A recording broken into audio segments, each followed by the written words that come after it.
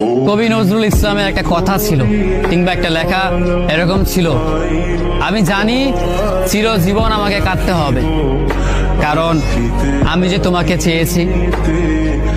আসলেই আমি যে তাকে চেয়েছি এই জন্য আমাকে সারা জীবন কাঁদতে হবে, কারণ আমি তাকে কোনোদিন পাবো না, আর পাইনি বলেই আমার কান্না করতে হয়।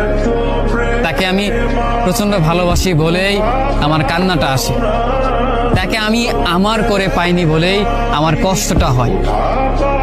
কবি নজরুল ইসলামের লেখাটা খুব দারুণ ছিল। আসলেই তাকে পাইনি বলে আমাকে সারা জীবন কান্না করতে হবে।